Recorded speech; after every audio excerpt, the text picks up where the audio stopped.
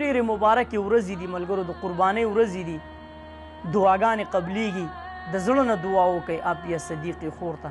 هغه د قرآن حافظه ده، هغه به ځان مړ کي، هغه به یو لمحه لکه د قیامت په ځان باندې په دغه جیل کې تیره کي، خو هغه به دا کردار چېرته هم ادا نه کي. ډاکټر عافیه صدیقي څنګه چې تاسو ته معلومات دي ملګرو چې په ډاکټر عافیه صدیقي باندې په جیل کې ډېر زیات ظلمونه روان دي.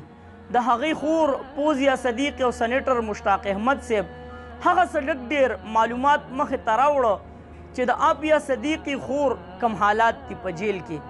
خو یو جیلي چې هغه 21 کال په جیل کې تیر کړل، هغه انټرویو چې تاسو واورئ څه چل به در باندې وشي چې ډاکټر عافیه صدیقي خور په جیل کې کم حالات تیر کړي دي او کم سخت تکلیفونه تیر کړي دي، نو هغه در سره په دې ویډیو کې شریک کومه. خو اول درنه یو وړوکی غوندې سوال کوم، کسانو چې عافیه صدیقي ورکړې ده آیا دغه کسان به الله جل شانه وبخي او که نه؟ قاضي ملګرو د دغه کس دا خبرې واورئ چې عافیه صدیقي خور به په جړا کې څه ویل او د هغې سره کوم کردار روان دی. بیا د سره زه په پښتو کې د هغې معنی کوم. عافیه صدیقی بگرام में मेरे जिस ब्लॉक में मैं था, عافیه صدیقی का और मेरा 2 कमरा फर्क है. मैं इसको खिड़की है, मैं इसको देख नहीं सकता हूँ, लेकिन वो उसकी आवाज़ याद है. चिल्लाती थी, बच्चे का नाम से चिल्लाती थी, और से बात नहीं करती, वो बस चिल्लाती थी, रोती थी, पूरी रात पूरे दिन रोती. बस आप सुनेंगे वो रो रही है. बाथरूम ले जाते, ऐसा बाथरूम होता है. अब मैं कहता हूँ कि इंसानियत नहीं है, मैं आपको बताता हूँ. जब बाथरूम में ले जाते हैं ना, इधर 2 बाथरूम में, इधर 2 बाथरूम, चारों को बिठाते हैं एक साथ.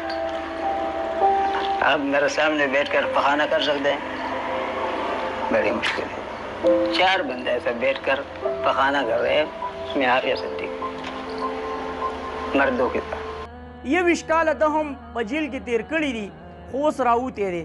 کله چې دا وایي د افغانستان په جیل کې وم زه، نو زما نه تقریبا 2 کمرې اخوا اواز مې اورېدلی دی د ډاکټر عافیه صدیقي خور. دومره راته معلومات وو چې دلته کې یوه زنانه ده، خو د هغې به مې صرف او صرف چغې اورېدې، او بیا په دغه چغو کې به د خپلې غېږې زوی یادو کوم چې د 6 میاشتو چې سنیټر مشتاق احمد صاحب هم دا خبره کړې ده چیرې کله موږ ډاکټر عافیه صدیقي خور ته مخامخ شو، د 6 میاشتو کوم چې د غېږې زوی و، نو د هغه تپوس یې کوو چې هغه څه شو. خو د نن تاریخه پورې د دغه ماشوم پته نه لګي هغه لا ورک دی چې هغه چېرته دی. نو ډاکټر عافیه صدیقي خور به چغې ډېرې زیاتې والي، جړل به ډېر زیات، او په دغه جړا کې به د دغه خپل زوی ذکر کوو چې زما دا بچی چېرته دی. سوچ کوئ ملګرو چې د غېږې بچی د یو انسان نه کله څوک واخلي د هغه مور به څه حالات وي. بیا بلې چې کومه یو ډېره خطرناکه خبره وکړه په اړه باندې څه چل کوي، نو هغه دا خبره وکړه چې یو باتروم چې هغه به مونږ استعمالو، په هغه باتروم کې د دغه جیل څه ترتیب دی. په هغه باتروم کې په هغه کمره کې 4 باترومونه چې یو بل ته مخامخ دي، او کله چې یو انسان خپل ضرورت پوره کوي نو 4 کسان به دغه ځای ته راوستل او یو بل ته به مخامخ کېنول، هغوی به هغه خپل ضرورت سر کوو. نو سوچ کول پکار دي، هسې ځان سره په ګریوانونو کې سر ښکته کوي چې په دې ډاکټر عافیه صدیقي خور باندې کوم تکلیفونه تیر شو، کومې سختې پې تېرې شوې.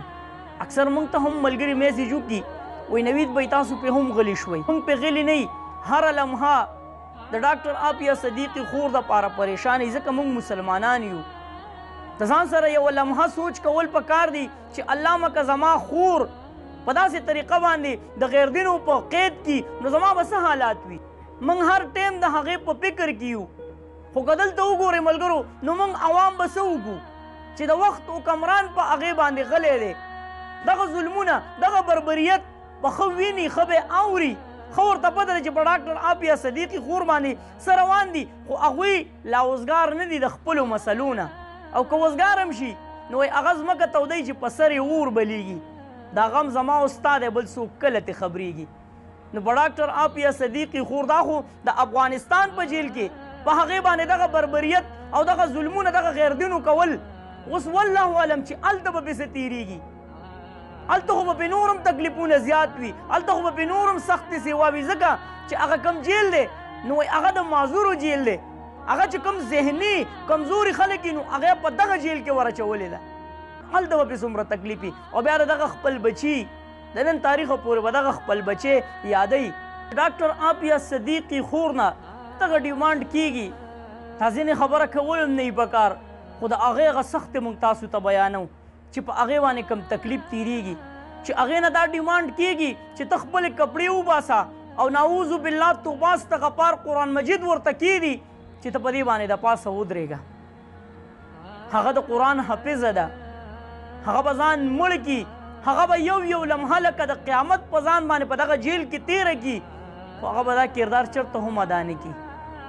د دغه کردار غوښتنه دې کېږي، خو افسوس دا دی چې د وخت حکمران به دا خبرې ښه اوري، ښه به ورته پته لګي چې داسې قسم ډیمانډ د عافیه صدیقي خور نه کېږي، خو په دې باندې غم غرض نه کوي. سنیټر مشتاق احمد صاحب خوله وشلېده چې یاره موږ له د حکومت مرسته پکار ده، خو د نن تاریخه پورې د حکومت د غټو خلکو داسې څه بیان رانغلی چې سنیټر مشتاق احمد صاحب پوزیا صدیقي چې کومه د عافیه صدیقي خور ده چې هغې له داد ورکړي چې بلکل موږ در سره یو. یو ځلې بیا ډېرې مبارکې ورځې دي ملګرو، د قربانۍ ورځې دي، دعاګانې قبلیږي. د زړه نه دعا وکئ عافیه صدیقي خور ته چې یا پروردګاره په خپلو قدرتونو باندې د دغه غیردینو د قید نه آزاده کړي. او د دغه چې کوم جیلي دی نو هغه خبرې تاسو واورېدې چې کومې سختې په ډاکټر عافیه صدیقي خور باندې تېرېږي، او د هغې هغه سړي کې د هغې هغه چغې چې 2 کمرې اخوا اورېدی کېدې او دغه جیلي اورېدې، نو هسې سوچ کوئ چې په هغې باندې به څومره تکلیف و چې 2 کمرې اخوا د هغه چغې د هغې سورې تر دغه جیلي پورې در غوږو پورې راتلې، نو په هغې باندې به ډېر تکلیف و. دا خو د هغې وخت خبره ده چې په کوم وخت کې دا تازه تازه ونیولی شوه، اوس په څه حالات وي.